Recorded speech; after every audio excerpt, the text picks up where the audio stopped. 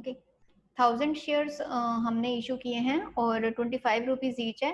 Wait, ये दोबारा से ज्वाइन कर रहे हैं स्टूडेंट्स, एक मिनट।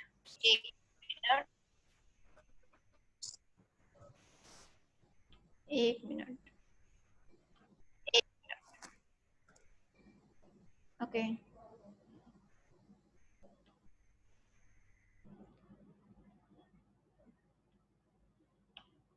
तो equity share application to equity share capital, जो एप्लीकेशन का पैसा है वो फिर हम ट्रांसफर कर देते हैं इक्विटी शेयर कैपिटल के अंदर, ठीक है। और उसके बाद ट्रांसफर के बाद आप क्या करेंगे, इक्विटी शेयर अलॉटमेंट। तो 1000 रुपीज शेयर की 30 रुपीज पर शेयर की हम जो है वो अलॉटमेंट जो है अमाउंट है वो दे रहे हैं। तो equity share allotment to share capital, पहले ड्यू की एंट्री पास होती है। तो amount due on allotment of 1000 shares at ₹30। अब एंट्रीज तो वही हैं जो हम स्टार्टिंग में करते आ रहे हैं, लेकिन जो आज हमने नया कंसेप्ट किया वो इसमें कैसे ऐड ऑन करना है वो हम देख लेते हैं। Bank to equity share allotment 30,000। Okay, अभी अलॉटमेंट मनी जो है वो आपने रिसीव कर ली। उसके बाद equity share first call to equity share capital. अब 1000 रुपीज के शेयर्स हैं और फर्स्ट कॉल हम मंगवा रहे हैं वो 20 की है। तो 20,000 हमारे जो है इक्विटी शेयर फर्स्ट कैपिटल में ड्यू में चले गए। उसके बाद जब आप कॉल्स मंगवा रहे हैं, ओके, तो इसमें क्या किया हमने, without any question I am just telling you the solution and how we are adjusting that calls advance and calls in arrear. इस पॉइंट को बड़े ध्यान से देखेंगे, यही वाला हमारा न्यू टॉपिक था। Bank debit calls in arrear जो हमने नहीं पे की, डेबिट जो शेयर फर्स्ट कॉल है credit, and to calls in advance credit, जिसे हमने डिस्कस किया calls in advance is a part of liability and income, ये क्रेडिट होना चाहिए, एरियर डेबिट होना चाहिए, अभी मिलना है ये। तो नरेट इसको कैसे करेंगे उसे देखें। For call money received on 900 shares. अब दैट मीन्स हमारा स्टार्ट कहाँ से हुआ था, 1000 शेयर से 25 ईच। तो कॉल मनी कितने की आई है, 900 शेयर्स की। And calls in arrear for 100 shares at ₹20 and 100 multiplied by 20, that 2000 shares are in the calls area account will be adjusted, which will be debited. And calls in advance, अब 50 shares की calls in advance हमने पे करी हैं और 100 shares की हमारी क्या हैं, वो कॉल्स इन एरियर थी।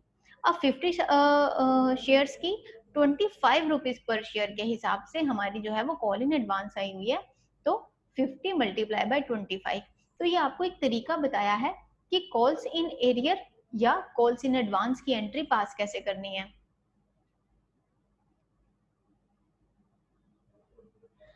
ठीक है।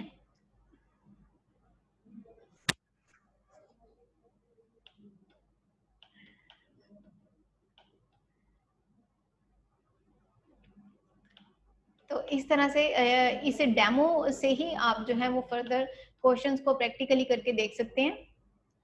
और नेक्स्ट हमारे पास है कि अगर आपके पास ओवर सब्सक्रिप्शन आ रही हो शेयर्स की, लेट मी चेक ये कितना है।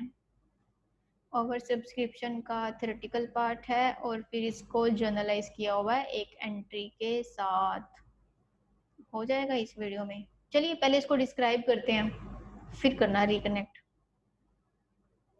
There are instances when applications for more than shares of a company are received than the number offered to the public for subscription. कई बार क्या होता है कि जो कंपनी के एप्लीकेशंस हैं फॉर मोर शेयर्स, अब एप्लीकेशन से जो है वो ज्यादा की सब्सक्रिप्शन आई होती है, तो उस केस में इसको क्या बोलते हैं, ओवर सब्सक्रिप्शन।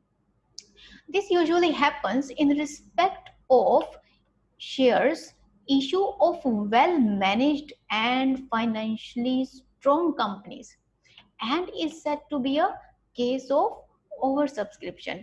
ये ओवर सब्सक्रिप्शन कब होता है, जब कंपनी अपने एक वेल मेंटेन्ड स्ट्रक्चर पे होती है और उसका जो फाइनेंशियल बेस है, उसका फाइनेंशियल जो स्टेटस है वो बहुत स्ट्रॉन्ग होता है।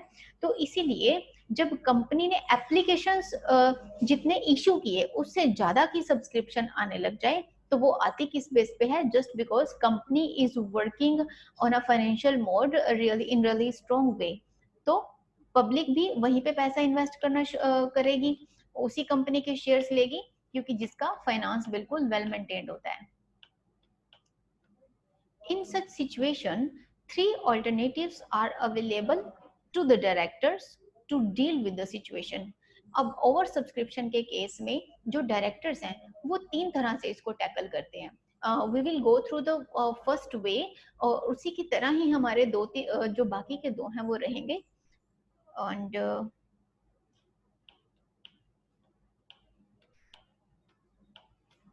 इन तीन पॉइंट्स को